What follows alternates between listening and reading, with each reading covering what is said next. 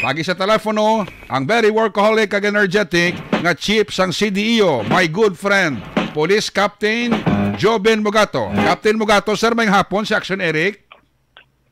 Mayong hapon, sir, mayong hapon man sa tagkalamatik sang Action Radyo Bacolod. Salamat gid Captain Mugato, sir. Baloko ti medyo kapoy-kapoy ka pa kasi siguro may ka pa mampawal sang imo pulaw-pulaw ni. Sir, gamay lang ano natabo ni sa drug operation mo sa kagahon ni do kadako-dako naman sang howling ta sang droga ni sir? Yes, sir, nakop sa bypass operation si Jomari Discarten, taga Purok Araw ni sa Barangay Vista Alegre. Sir, ang panggid niya, ang taga-panggid sa Villamonte, pero nag-transfer lang ina dito. Kung mo, Villamonte na sa sir, dito sa Subong Star sa area sang Vista Alegre sa araw? Yes, sir, kay gin-relocate sila. Gin-relocate. Sabi ko ng silo sa kainit sa Villamonte, ng silo sa araw. Sir, anong recovery ta ni sa iya, sir, kay Jomari? More or less, no, 17 grams ang suspected shabu.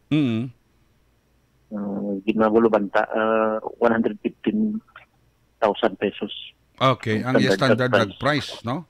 Yes, sir. Prior sa nang pagdakop mo, sir, kay Jomari, may mga surveillance kasi ni, anong background siya ni Jomari, sir? According sa pumuloyo, dira, masubra na isa ka tuig nga baligya niya da kag ang ila mismo nga balay dira amo ginaplastaran sa mga iyaman nga mga customer. Pero may naka-report sa aton mga isang semana man nga surveillance naton sini sa iya antes madakpan. Okay. Prior siya na, sir, when siya kagidakop, may mga background siya na, no? First time niya ini nga dakop, sir. First time, okay. Pero ang operation sa droga, sir, dudugay niya gali? According man sa mga pumuloyo, diraan mo masubra na sa katuig. Pero daw bago lang gid sila ng isog para mag-report sa aton. Okay. Timay man ka ng isog na sila, pero bagin ginabot pa nila sa katuig, no? Damo na ni gurong na dispose ni Jomari. May mga source ni sa saring kang ginakwaan, dis Bacolod, ano? Yes, sir. Identify naman nato ng source niya, no? Diri man lang na gina-meet up niya da sa sagwa, may kadulong sa iya. Tapos kuha niya na da, i-market niya na. Tapos daw panabi ni sir, balibligyaan niya ang iya customer. Okay. Pagkatapos niya bligya, dira man mismo ipastar sa iyang balay kag ginasupot siya tag 20 pesos. Mga customer niya. Grabe, bagay na parkilahan niya pa, sir, ang iya balay para magsuyop lang ng tao? Yes, sir. Kagkalabanan sa iyang mga customer is construction worker, mga tricycle, mga riders ng tricycle dra. Okay. Basi, sir, magluwas ang arkila sang balay da nga suluyupan, basi pati ang paraphernalias, ginapa-arkilahan niya pa, sir? Posible na, sir, kay kung may makita kita sa mga dalan, yung mga mga gamit nila, mga plastic, mga ginagamit sa pagsuyop. Ay, about siguro pati toter kag aluminum polymer, sir, basta kinaparkilahan pa ni Jomari da? Posible na, sir. Posible na. Sige, bauti ka dako-dako naman nga howling, no? Do pila man kadlaw, sir, kag nakahuli ka naman isang dako-dako ba? By the way, sir, labayan ko lang atong recovery sang Batangas do nga tag sobra sa kanilada. To dako ito sa nabulig sa kampanya kontra droga sa aton dis Pilipinas, not only in Bacolod City, sir, no? Yes, actually, sir, may mga report kita nga nabaton nga kung wala to ma-intercept is diri man to ang iban makadto sa ato, no? Region 6. Sa Region 6. Oo. Subong daw damo na subong ideyang mga pusher, subong kung paano nila mapuslit ang ilang items kay iban sa mga parties ang salakyan, iban parties ang mga electric pan, iban sa mga pagkaon, no? Do damo sa subong gimmick sa no para hindi naman intercept, no? Yes, sir, madamo may ginagamit sila ng mga iban mga mga items ginapadala nila sa mga mga pinapadalan sa mga goods. Oo, gani. Kagabi bala mo sa kagabi nakita ko sa news may mga ini bala sir may mga riders bala ning mga nagakuan bala nag-deliver sa mga pagkaon nga ginabakal bala no pagi sa ano na basta mga rider ni ko isa inang sir mga rider ko sir ginapadalaan magali items no sang droga no siling kuno abi daw parcel lang.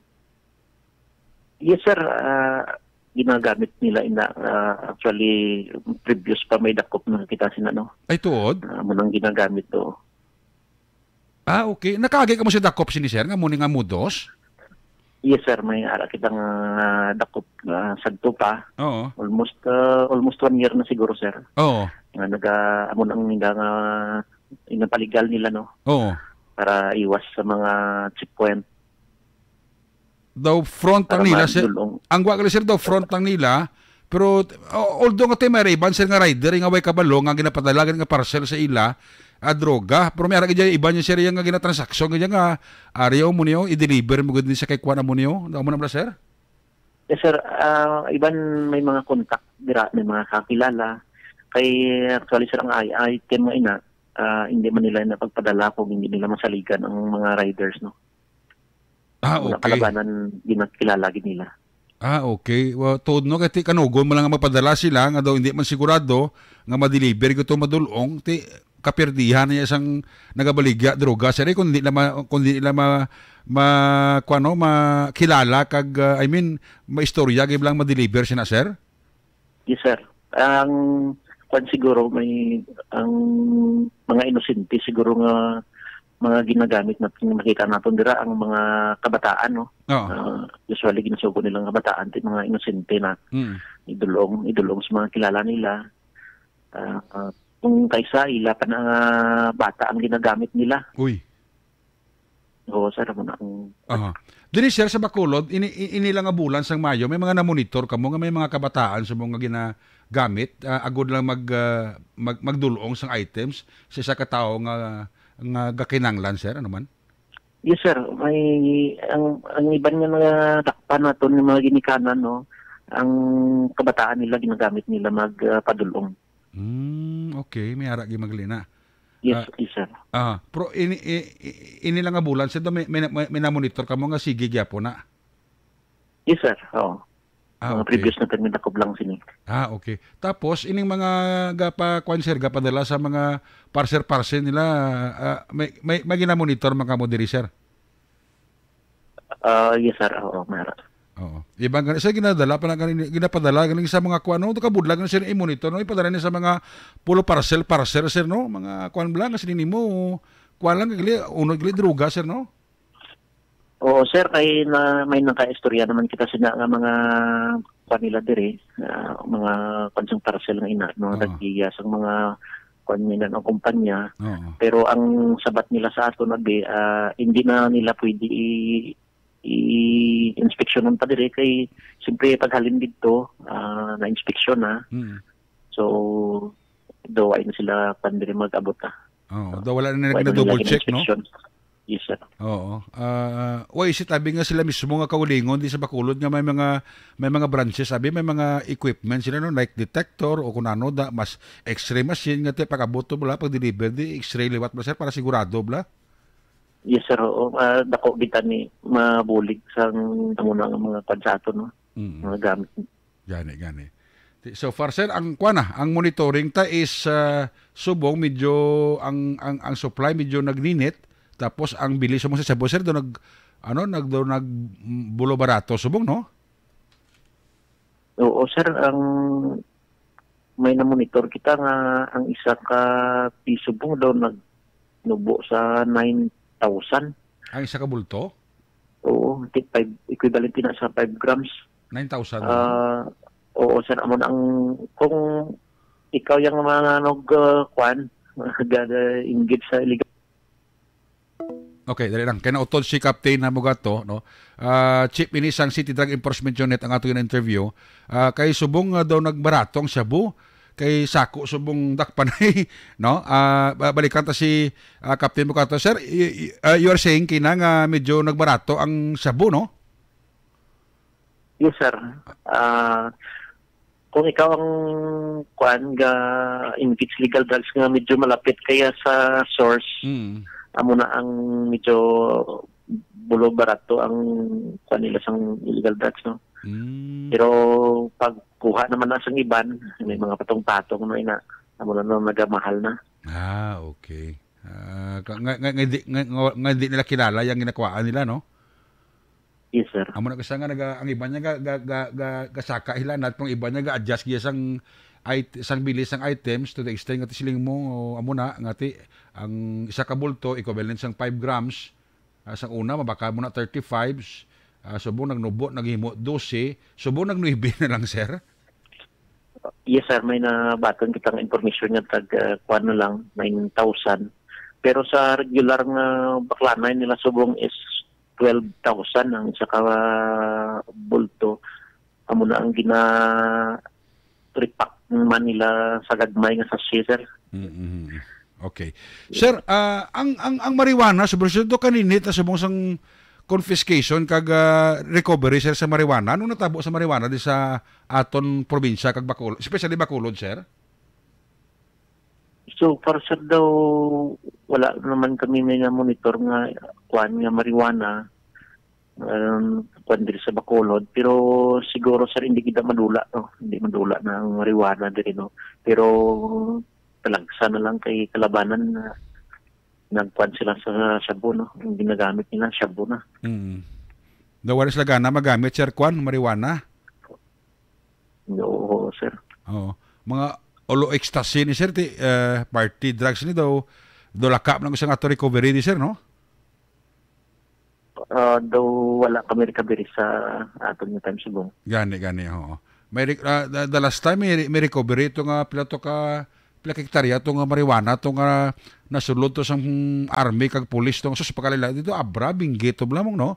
Nga daw pila to sir ka hektarya ito nga marijuana nga sus, daw pila tong bilis to kung i-market mo to daw 800 million, sir? Do sobra to, mo damo to, sir? Yes, sir, kalabanan abi sa bukid sila gatanom. Kag kung diri sila magtanom, medyo budlayan sila kay kadamo na sang mag-report kung may may makakita sila, no? Gani. Kag ang makakita daw ma-identify lang wala, daw marijuana man. Oo, posible ma-report sa aton. Gani, oh. Sige. Finally, sir, Mugatong, imo na siguro, sir, nga kwan, nga appeal liwat sa pumunuyo naton sa nagapadayon gyapon sa pag-engage sa illegal drugs, sir? Sa mga nagapadayon pa sa pag-engage sa illegal drugs, no, mas mayo magkuntat na kay wala sang may maayo nga madulot sa ato, no. Kag sa mga pumuluyo man nga way gauntat bulig sa aton sa paghatag sa impormasyon, no, ginapasalamatan gid naton ina kay siyempre sa amon di man naton ma-monitor adlaw-adlaw da ang tupad balay nyo, pero pagi sa paghatag nyo sa amon sang impormasyon na tultulan naton sila, na hibalaan naton, na kilala naton kung sino ina sila kay dako gid ni ang impact, sir, sang ibig na sa mga kabataan subong sir, no, ang iban mga kabataan nyo daan mahilig sa pagkibarkada kaysa why na tumabalan gagamit na isang illegal drugs. Okay. Sir, salamat kisang time mo permi sa Action Radio sa imong oras permi nga ginahatag diri sa aton. Sir, again, salamat kisang time mo kag congratulations again, sir. Thank you very much, sir. You're welcome, sir. Mayong hapon. Mayong hapon. Action Radio. There you have it, ang workaholic kag energetic nga chief sang City Drug Enforcement Unit sang Bacolod City Police Office, si Police Captain Joben Mugato.